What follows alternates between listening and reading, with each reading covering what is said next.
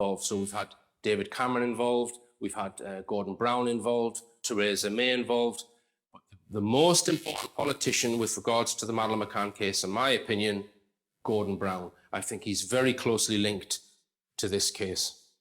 Now then, I mentioned TV dramas. If you watch the news, predominantly the news is speaking to your conscious mind.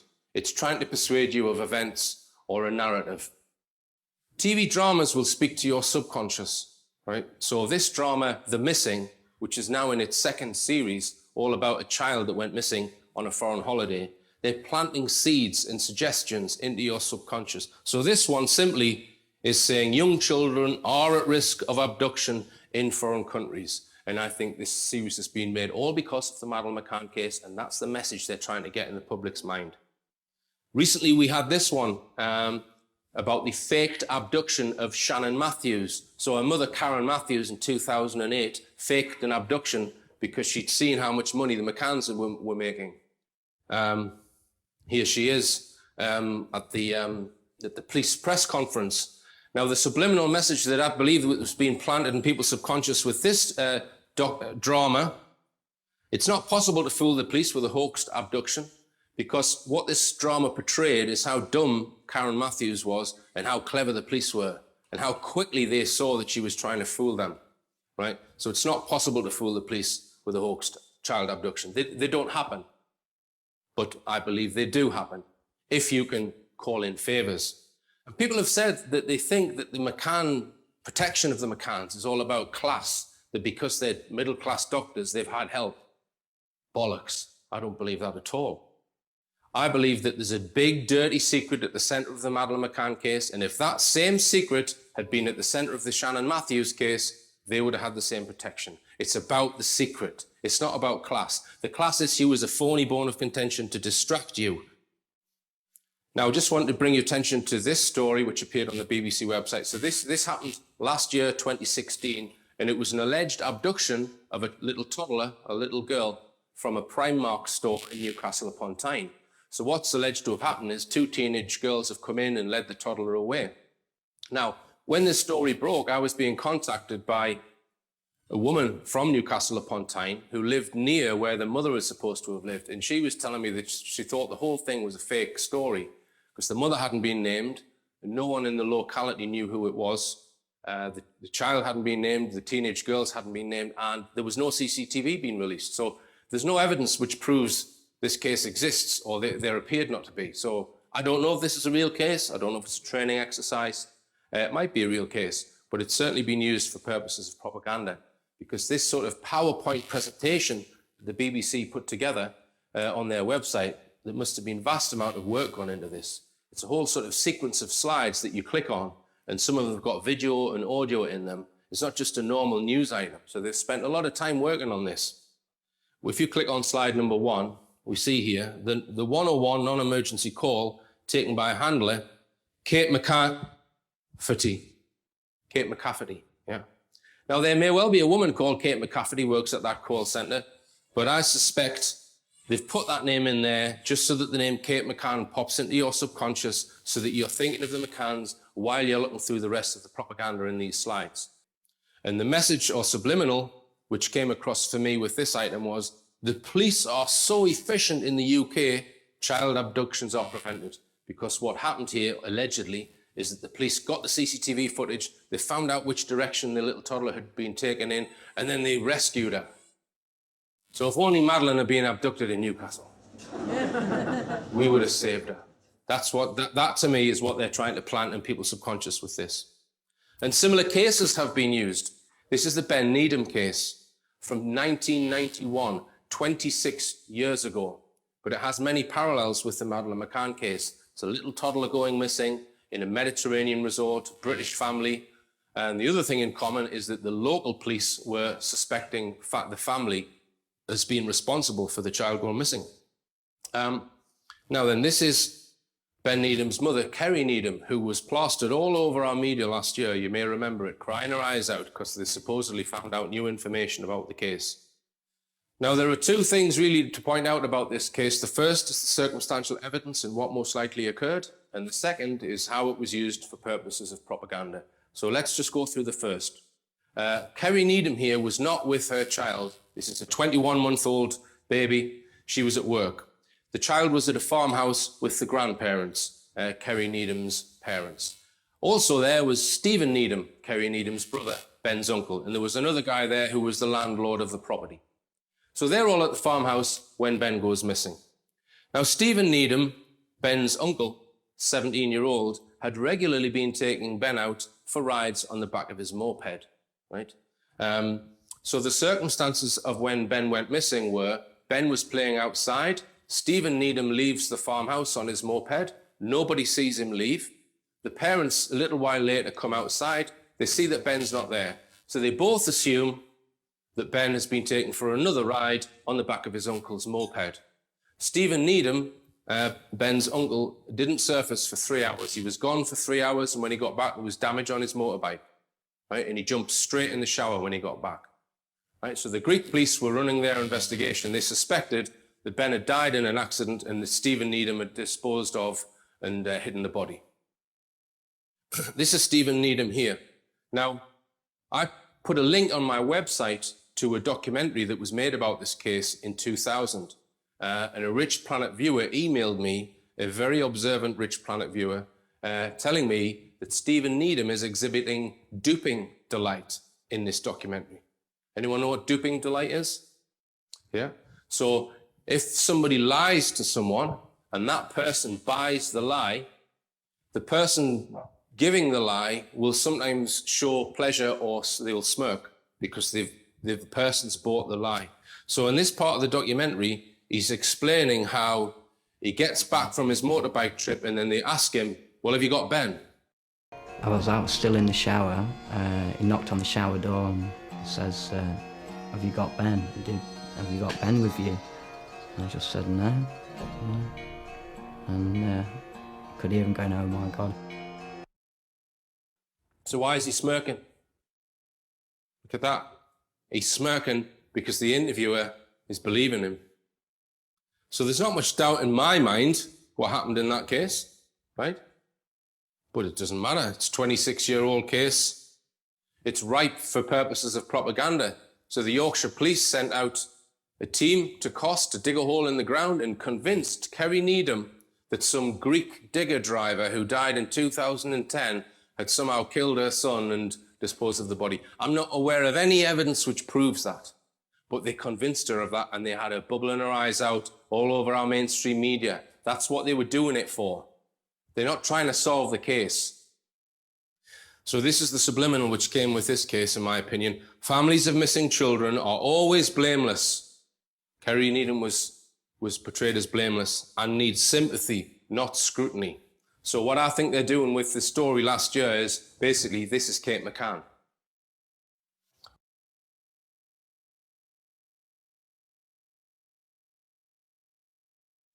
Okay, we come on to the issue of fake news. How dare they?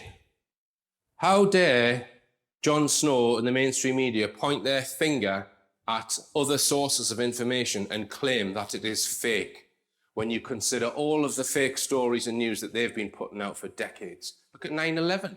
Just 9/11, one issue, and the amount of lies they've told about it. And they're pointing their finger at other people who try and put out information.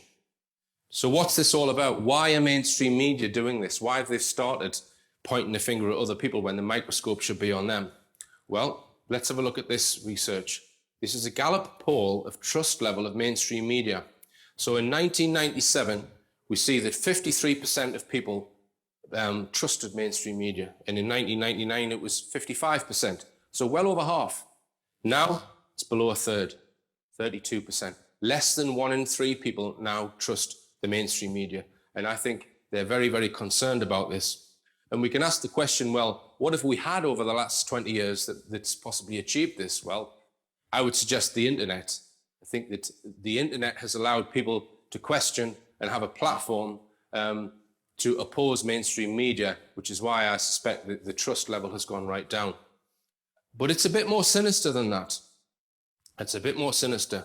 I got this off Neil Sanders, called JTRIG, the Joint Threat Research Intelligence Group, and other programs feed false information into cyberspace, create false leaders and gurus, and discredit others through concocted stories, sock accounts, and government-paid trolls. They use the principles of deny, disrupt, degrade, and deceive. Among the core self-identified purposes of Jake Trigg are two tactics. One, to inject all sorts of false material onto the internet in order to destroy the reputation of its targets, and two, to use social sciences and other techniques to manipulate online discourse and activism to generate outcomes it considers desirable. So they're planting fake information, fake news on the internet, and then the mainstream are pointing their finger at it, saying how terrible it is, when, as I say, the microscope should be on them. And the government are even launching an inquiry into fake news. But I don't see how this can work, because let's just say this Commons Select Committee recommends that we pass legislation so that it now becomes a crime to put fake news onto the internet or onto any platform. So you can be locked up for making fake news. Surely we can get all the executives at the BBC locked up, and ITV, and Channel 4, just by going through all of their 9/11 information or 7/7 information, complete fake news, right? I do hope if they pass legislation, they're not going to try and make it only applicable to the internet. I will be complaining vehemently to my MP if this is what they try and do, if they try and exclude television and print media from this. Okay. Now, if we just consider the internet and go back 20 years, it started as a collection of websites. So if we imagine the websites of these green circles, we had millions of users, which are these pink dots. So you would log on to your website and you would get some information. Okay, and there were many websites. Some websites became search engines, so they indexed all of the other websites so that it was easier for people to find them. But this is what the internet has now become. This is what it has become. The vast majority of people who use the internet now get most of their information from a tiny handful of massive corporate websites. Some people who go on the internet now, they only use Facebook. They think the internet is Facebook. I've spoken about Google in the past and how it doesn't publish its algorithms, and I believe its algorithms are heavily weighted towards pointing people to mainstream sites. 95% of web traffic comes from page one of Google, and page one of Google is almost always sends you to a corporate site. So they're keeping people on the small number of massive corporate sites. We've got Wikipedia, which is very heavily censored. You might say, well, YouTube, that's not controlled or censored. Well, if you're posting videos of how to make pizzas, they're maybe not going to censor it. But I had a very important 9/11 video removed recently. And this whole concept of viral videos, that anyone, if they make a very interesting video, it can go viral. I don't believe that at all. I believe every video that goes viral is selected by YouTube and it's promoted by its own algorithms. So in other words, YouTube are massaging what the masses are getting to see on there. So it's subtly being controlled. So the more hurtful or truthful information, I think, is not appearing on those right-hand panels when people do searches on Facebook. You might say, well, no, hang on, there are some good independent websites. And you'd be right, there are. So let's put a few of them on. So I'm sure many people in this audience don't just use these websites.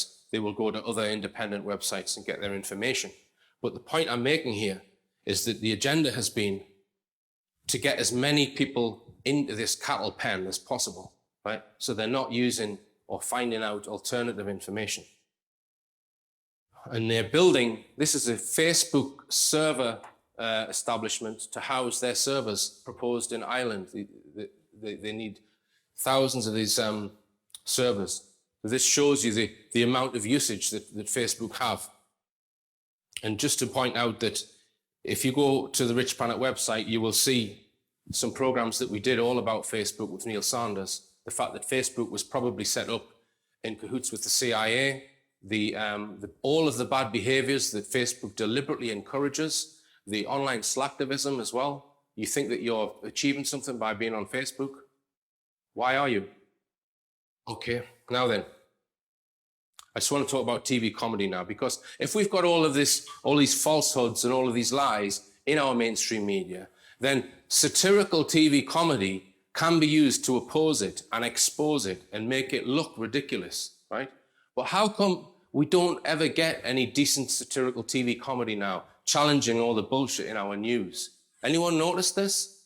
That the comedy is just shit on TV. It does not really challenge what it could do.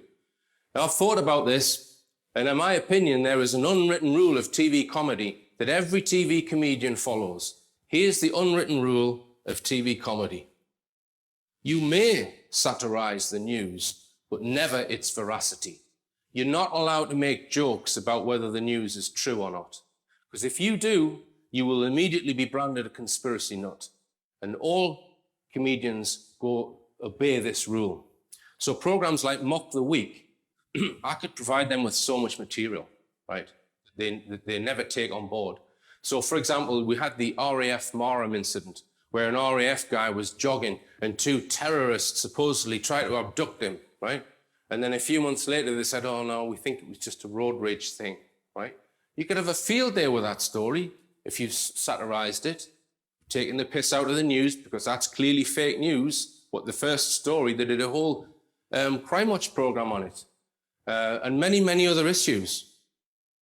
Now, one guy that used to question whether the news was true and whether it was lying to us is Bill Hicks, who unfortunately, one of the world's best comedians, died in 1994 at the age of just 32.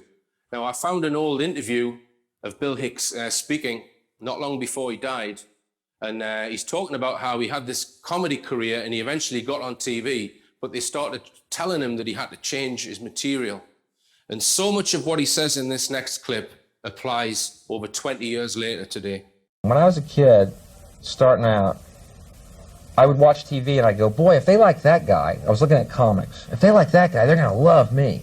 And that was the impetus that led me to work on comedy and start and continue. And then you get out to Los Angeles and you come to the cold realization that from that kid's wish, boy, if they love this guy, they're going to love me. They don't want me. They don't want you if you have an idea that doesn't correspond to their propaganda. The 90% of it is puerile scat propaganda from the corporations to make us stupid. I kind of feel like everyone has a voice of reason inside them, and I believe that's been quelled to a large degree by our multimedia society that we live in. But anything that defies my voice of reason comes out, and you hold it up to the light of reason. That's the premise. And then you start nailing it, and those are the jokes. Because people are frustrated not having their voice of reason confirmed. And everyone has that voice of reason that goes, this is bull, man, what I'm watching is bull. And yet, the media does not confirm it. So after a while, people begin to think they're insane. And that's the bummer about it. But that's why I love non-mainstream stuff, because you actually hear honest emotions. And that's what you won't hear on mainstream TV ever, is honest emotions. There is a huge audience of disenfranchised people who look at mainstream entertainment and pull their hair out. Bill, we love you because you're so edgy and hip. But when you come on our show, could you not be that way? And I made the mistake of doing it, thinking that, oh, well, you know, I'll rewrite everything so it fits. And now I have no interest in doing that whatsoever. But there's this agenda in mainstream media, and I think it's fairly easy to back this up, to keep people stupid, docile, and apathetic, and therefore the elite who own these corporations and the families that own the corporations, even fewer people, their agenda is to keep us stupid and apathetic. Okay, you've just got to compare Bill Hicks with this guy to realize there's something not right. And as I say, they will never satirize the veracity of the news. And if your local authority, your local government library has got a poster up of a comedian, you know there's something wrong. These are government-approved comedians. Okay, now I've spoken about the internet and how it's become contrived and mainstream media and how it's controlled. So let's say you want to get away from those influences. You're going to go out your front door and walk down the street to try and get your information from elsewhere. Where might you end up? Well, you might well end up in the pub. I go to the pub. Can anyone give me the name of Britain's biggest pub chain? Wetherspoons, thank you. Wetherspoons has just under 1,000 pubs. Now, if we imagine that about 2,000 people each week goes into each Wetherspoons pub, that's 2 million people each week. Now, that's as many people going to Wetherspoons as buy a mainstream newspaper. Anyone noticed this? This is a photograph of my local Wetherspoons. This is in Merthyr, right? Anyone notice this? They always have the news on, and it always seems to be BBC News with subtitles. Now, I got quite pissed off at this. Every time I go out my house to go to Wetherspoons, why is the BBC News on? I came out to get away from that. So I pointed out to Wetherspoons that they're promoting propaganda. BBC News is propaganda. I don't think anyone can argue with that. Why would Wetherspoons want to promote propaganda? So I wrote to them and complained, why do I always see BBC News on? This is what Wetherspoons said in their email. When our pubs are not showing major sporting high-profile events on the TV, they will show BBC News, right? So there it is there in black and white. It is Wetherspoons' policy to promote propaganda, the worst type of propaganda, and it is their policy to promote it. So I asked them, why is it your policy to promote this? This is what they said. It is an operational decision based on a number of factors. That's disconcertingly vague, as Alan Partridge would say. So I asked them a more specific question. Has your company been given any financial incentive or other incentive to follow this policy? And they refused to answer that question, right? Now, you might know that Wetherspoons also have another policy, which is a no music policy, right? Sometimes you'll go in Wetherspoons and you hear the buzz of conversation, right? They've got a no music policy. What are people going to be talking about? The BBC News. So they're going to be discussing the news, but in a BBC context, yeah?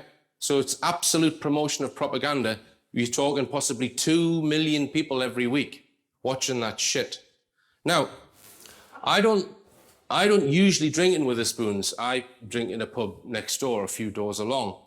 But there's a guy who does drink in Wetherspoons. I've seen him through the window, and he sits there for about 3 hours, absorbing all the mainstream shit into his head. And then just before last orders, he gets out of his chair, and then he walks into my pub like a Morlock from H.G. Wells' Time Machine. And he sits down next to me at the bar and proceeds to tell me everything he's just seen in Wetherspoons on the screen. And I came out to get away from the TV, and I didn't even go into Wetherspoons. So the point is the information is going further than just Wetherspoons. Anyone notice that Wetherspoons seem to have all the best listed buildings in the UK? Now, the Wetherspoons in Merthyr was a furniture shop, okay? The guy didn't have it for sale, and he was offered £1 million for it. He said, no, I'm not selling it. And Wetherspoons upped the offer until he sold it. Now, £1 million. And they've got, what, just under 1,000 pubs. So that's nearly £1 billion.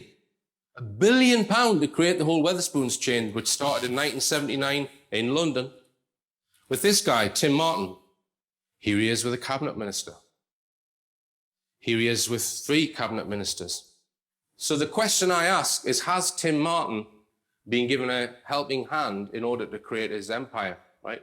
I don't know that he has, but it's a huge, rapid, expansive business from 1979 in London to what he's got now, right? And I know a lot of landlords that they just can't understand how Wetherspoons can beat them on price, etc., right? So if Tim Martin has been given a leg up by the global elite because he's promoting BBC propaganda, if he has, right, that means that Wetherspoons aren't pubs. They're not pubs. They are propaganda houses disguised as pubs. So next time you go into Wetherspoons, insist that they turn that BBC off, please. So there are many arms to the octopus of propaganda, and I think pubs is one of them, or at least Wetherspoons. All right, let's just talk about money and the economy, because money is something which influences people's lives massively. And the mainstream media never ask the right questions about money, like how is money created? A very simple question which you will never see discussed on mainstream because it hides the global elite, basically. So money is magicked out of thin air by the central bank, Bank of England, or the Federal Reserve in the US. It's not worth anything, right? It's fiat currency. It's then loaned to the government at interest or loaned into the economy by buying other loans. And they get interest on all that money they've created out of nothing. Right? It's a complete con. And it brings about the next question that they never ask, which is debt a planned control mechanism or a random accident? I say it is a planned control mechanism. I learned that Merthyr Council have got debts of 68 million now, but some of those debts go back to the 1980s and are being paid at 9%. Now, what that means is that Merthyr Council is not really in charge of its own decisions because it has this legacy of debt. So if someone's loaned them money in the 1980s, do they not want that money back? What it shows you is that lending is not there to sort out problems of liquidity, short-term shortages of money. It's there for the long term. And the best way to disempower someone is to get them in debt, whether it be a person, a local authority, or even a government. And that is the purpose of debt, in my opinion. I mean, think about it. We've got record debt, but we've also got record consumption. Right? How does that work? What that tells you is that there's no real intention to pay the debt back. So the debt is there as a disempowerment thing. It disempowers you if you're in debt, as it does with Merthyr Council, because they're borrowing more money for new projects, but they're not really in charge of the decision of what that money's been spent on because they're borrowing it from someone. So your council is not even the council anymore. Okay, now let's just say we sorted out this system that we have, this debt-based monetary system. And to do that, you'd have to get rid of the Bank of England, allow the government to issue currency without debt attached to it. Everyone in this room would immediately be better off, right? The few people who would not be better off are the people who run and hide behind the Bank of England. Now, if we did that, there's still a problem. There would still be a problem, and this is it. It's not so much to do with money, but it's more to do with how people's behaviours have been managed over the last 50 years. What does money actually control in your life? Get rid of money, right? In other words, get rid of it out of the equation and ask what money controls and consider those things, not the money itself. So money controls your time because you have to spend time at work in order to get money. You also have free time. Money controls your stuff. We all need stuff to survive. We need food, we need water, we need shelter, and that's stuff that you need. There are also many other things that we consume that we don't need. This is stuff that you want. So your money will control your stuff and your time. Now, over the last 50 years, this has been the agenda to try and make people more greedy, to increase the amount of stuff that they don't need in their lives, to increase their consumption. But what increasing the whole nation's consumption does is it pushes this line down. Because as a society, we have to work more in order to meet that consumption. Okay? Now, you would imagine in the last 50 years, because we've had such great increases in technology, that people would be spending less time in work. But that hasn't happened. It hasn't happened because consumption has increased exponentially. So it's promotion of greed, essentially, we've had over the last 50 years. And it was epitomized by this statement by Zbigniew Brzezinski. Zbigniew Brzezinski, who was an advisor to many different US administrations over the last 50 years. And this is what he said. The challenge for governments in the future will be to prevent man from effectively discovering his true self and keeping humanity locked into consumerist materialism. He said that in 1969, right? So what he's saying is we're going to promote greed in everyone so they overconsume, and when they do that, they'll be locked in work and they'll then not be able to think for themselves because they'll have no time left. So this is what we end up with, very little free time. We're chasing our tails. And all political parties promote this. Every political party says we need to increase consumption in order to get rid of the debt. It's a complete, just ridiculous argument. And how does this fit in with this new concept they're shoving on us called sustainability? How can you have sustainability when you're increasing consumption all the time? My argument is that people should be given a choice. So if you want to work till you drop in order to obtain as many material possessions as you can, you go and do that, mate, right? But people should be shown that if they live a more modest lifestyle, then they will be able to reduce the amount of time that they work, and they will have more time where they will discover who they truly are. But we have problems in that they're always trying to fool people into new ways of spending their money and increasing this box here. Just watch this. Welcome to Love Your Garden. I'm here to meet a family in circumstances the like of which we've never encountered before. Philip passed away just a few weeks from his 41st birthday. I'm here to tell Sam that even though Philip is no longer around, I want to make for the garden that he hoped we would. So this garden, small though it might be, has to fulfil a lot of things for a lot of people. Yeah. So what will it mean to you, this garden? Everything. Every detail of this space needs to be perfect. Because we're building it in honour of a man who always wanted a special garden for his special family. A hot tub small enough for our garden is being put into place.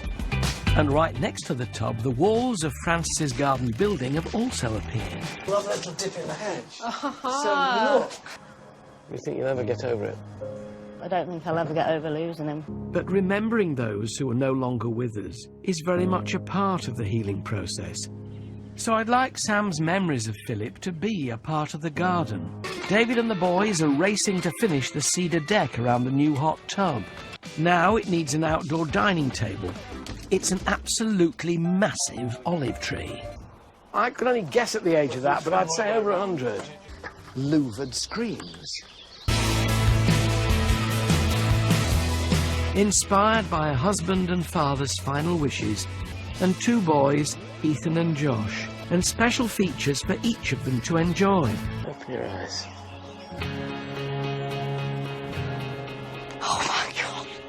Now, these programs go out to millions of people.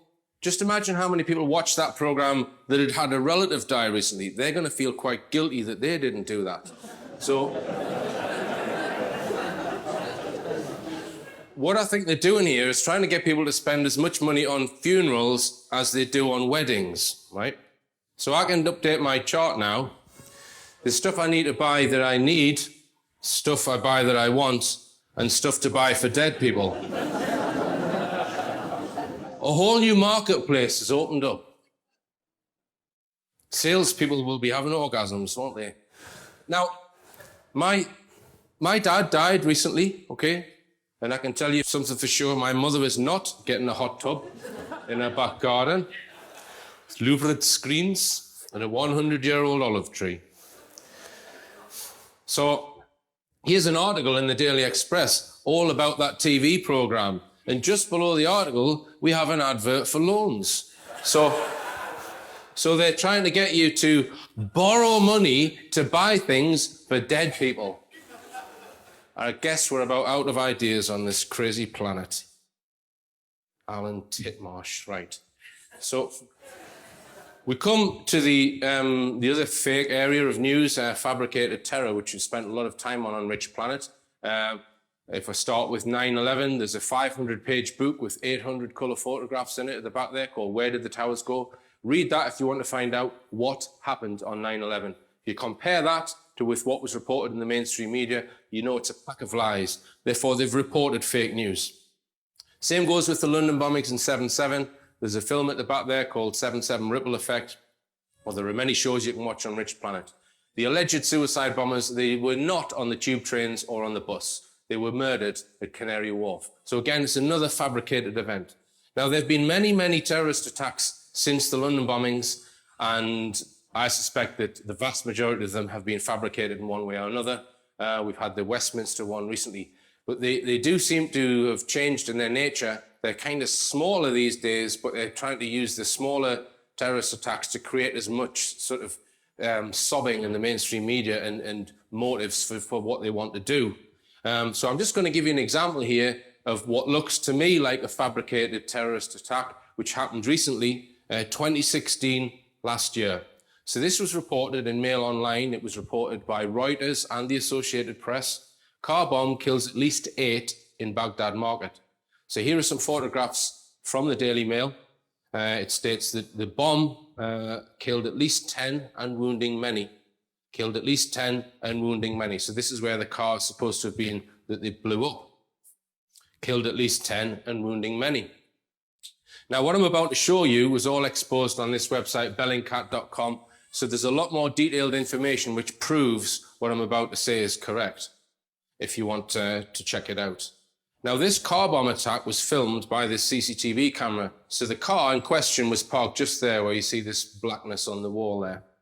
And they've verified that this is definitely the same site. So this is an RT news report of this car bomb attack. And people have identified these gates on this wall and the various trees. Here are some photographs from Mail Online. So it's all been identified. It's definitely the video of this car bomb attack, which killed 10 people. So here's the CCTV camera, and I'm going to show you the footage of a car bomb attack which killed 10 people. So here's the car. There's a guy next to it. There's a guy in a pickup truck here just getting in. So he's done something to the car, or he's been out the car and he walks to the pickup truck.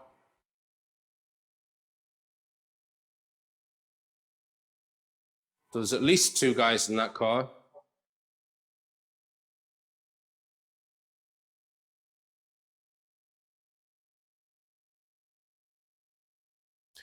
Okay, that looks like a real explosion to me. So I would say that there's possibly military-grade explosives being made available to someone who's put them in there. On come the injured.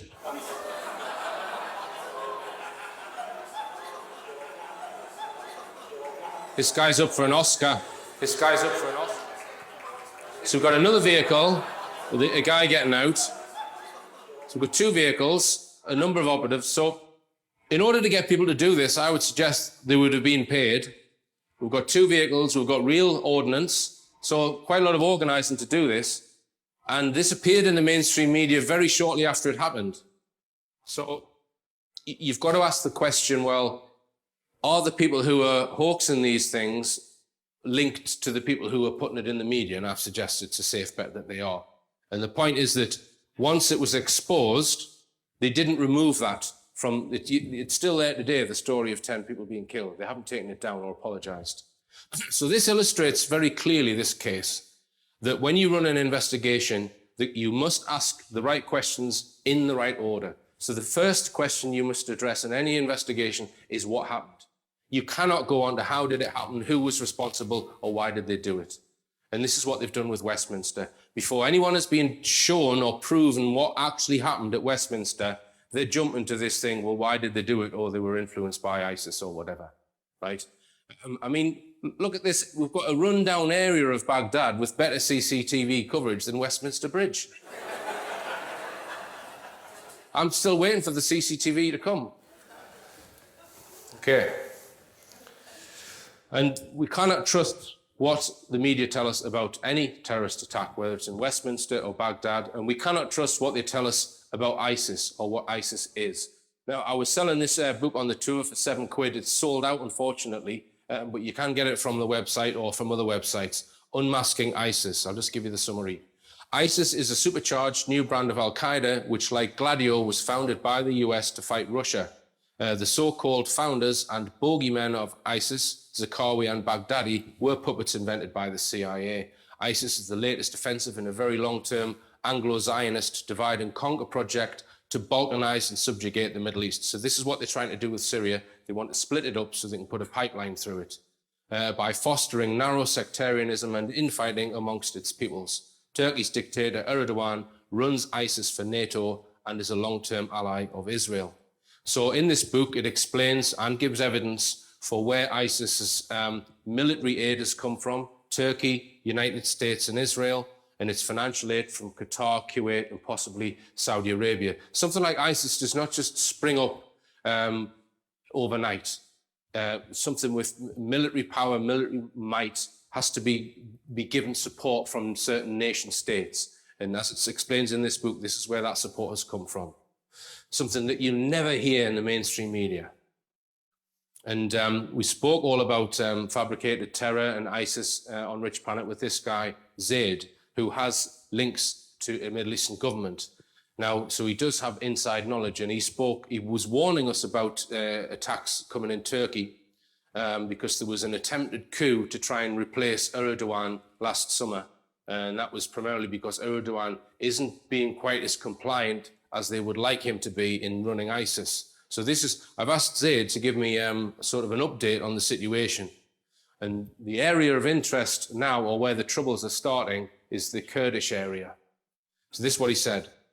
Turkey under Erdogan is taking steps to break free from nearly a century of subversion initiated by a proven globalist stooge Ataturk. Those in Turkey, angered by their country being used as a Western pawn and ally of Zionist Israel, form the backbone of support for Erdogan and his party, the AKP, who are in the process of purging Turkey of anyone who could be considered a potential lackey for external powers. This is the context for Erdogan's reactionary policies, which are condemned as totalitarian by leaders in the West. Whenever Turkey has attempted to break free of its external yoke through democratic means, the military has stepped in to restore control over the nation on behalf of their foreign masters. As such, Ataturk's secular democracy has seen 6 coups, attempted coups, and military interventions in less than 60 years. Proven US intelligence asset Fethullah Gulen was lined up to be the next leader of Turkey to ensure the nation stays on its course of implementing globalist plans following last year's attempted coup. However, the failure of the coup has only served to embolden Erdogan's leadership and push Turkey further into the non-Western power group led by Russia. External belligerents will now redouble their efforts to cause as much havoc and destabilization in Turkey as possible, which means more terrorist attacks, increased pressure on Erdogan's leadership, and increased support for Kurdish independence. So he's saying they're using this fake argument of Kurdish independence in order to blame the terrorism on it. So I said to Zaid, well, if there's going to be terrorist attacks in that region, what are the mainstream going to blame it on? He said, Kurdish separatists, the Turkish government killing its own people, or ISIS. So when you hear that, when you hear the Kurdish region, terrorist attacks there, if you hear the mainstream media reporting this, it's probably not that. It's probably proxies being supported by US and Israel.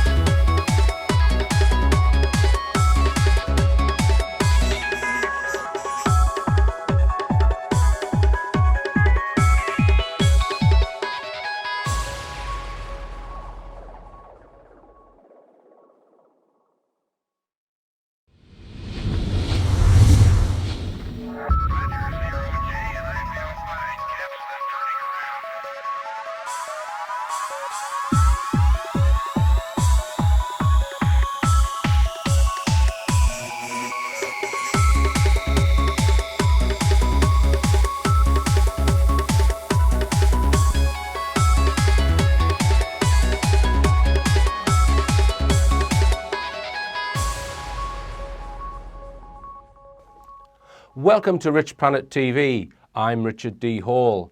On today's programme, I am going to be discussing something which has become one of the most influential entities on the world stage governing public perception of world politics. The organisation known as WikiLeaks, with the help of mainstream media via its leaking of government and corporate documents, seems now to be dictating the direction of world agendas to a significant degree. But is WikiLeaks what it really purports to be? Scratch the surface and you find a completely different picture. Who is Julian Assange really? And who is he really serving? To help me unravel this issue and get closer to the truth, I'd like to welcome back once again Andrew Johnson. Welcome, Andrew. Thanks very much for inviting me back, Richard. Okay, so a very topical subject matter, Andrew. So just to go right up to recent times first, with regards one of the latest WikiLeaks leaks, the Podesta Clinton emails. Just give us your thoughts on that. Yes, well, this is something that has been heavily put out in the media, and we were discussing before we started recording how WikiLeaks seems to have come to prominence again during the last US election, speaking now in the middle of 2017. So obviously in the run-up to that election, we had the whole Clinton campaign, which was essentially being influenced by the WikiLeaks stories that were coming out in the media with the Hillary Clinton emails and the Podesta emails, which were heavily featured. I think there was something like 33,000 or something emails or something from Clinton's side that WikiLeaks claimed to have been, a party to and had copies of. So that was very significant in the election of the most powerful figure in the world. Ostensibly most Ostensibly, powerful. yeah. Ostensibly, yeah. So, that right there shows the level to which WikiLeaks has now been put on the world stage. Mm-hmm. All right. Now, in today's program, we're not really going to talk too much detail about the leaks themselves. This is more about WikiLeaks as an organisation and who is Julian Assange. Just one thing I'd like to mention about Trump, though. You mentioned, because I mentioned in my previous lecture that if that's true, that WikiLeaks influenced the outcome, that means that someone has selected Trump. And what we're going to suggest in today's program is that Assange is possibly an intelligence asset, which would mean that intelligence wanted Trump elected. And one thing that has come to light for me is that I think they can get rid of Trump whenever they want to. If you just look at his history and how much information they've probably got on him, they could release information to get rid of him. But he does champion a couple of very important issues that I think are correct. One of which is the autism issue, vaccinations being involved in the cause of autism, and the other one is the global warming con. Yes. Or the climate change con. He's made comments which support those. So my comment is, when he does go down the plug hole, and who knows when that will be, but I think he will go down the plug hole in a big way, probably worse than Nixon did, right? Yes. I think the intention is to take those issues with him, and maybe a whole load of other stuff that they want to bury. And they've also built up a very big kind of body of people that can help get him flushed down, judging by all the marches and all this that we've seen. So if that choice is made at some point in the near future before the next election, then they'll get heavily into the flushing action and make it a very sort of big, and loud affair, probably. Yeah. Heavily into the flushing action, absolutely. Now then, when I've researched WikiLeaks and Assange, I recommend this book that I've been looking at, Deconstructing WikiLeaks by Daniel Estulin. And Daniel Estulin has also uncovered the details of the Bilderbergers and their influence on world power. So I highly recommend this book. There's some fascinating insights. And I'm going to be reading quite a few quotes from this book as we go along in today's program. But I thought I'd start off, Andrew, because I have commented on WikiLeaks before and my cynicism of WikiLeaks. So let's just have a look at this previous Richplanet clip just to set the scene. My attention was recently drawn to these statues, which were put up in Berlin in May this year. The statues pay homage to the three supposed whistleblowers, Julian Assange, Edward Snowden, and Bradley Manning. Now, if you believe these chaps are real whistleblowers, then I suggest you go and do a bit more homework. Now, in the run-up to 9/11, CIA asset Osama bin Laden was on the CIA's most wanted list. This is because the public's minds were being prepared to accept who did 9/11 in advance of the event. As pointed out by Bill Cooper, a guy from CNN just waltzes into Osama bin Laden's cave and interviews him. The point being, if a news reporter knows where to find Osama bin Laden, how come he has not been caught by the CIA? Supposedly, a CNN reporter found Osama bin Laden, took a television camera crew with him, went into Osama bin Laden's hideout, interviewed him and his top leadership, his top lieutenants and colonels and generals in their hideout. Now, don't you think that's kind of strange, folks? You see, because the largest intelligence apparatus in the world, with the biggest budget in the history of the world, has been looking for Osama bin Laden for years and years.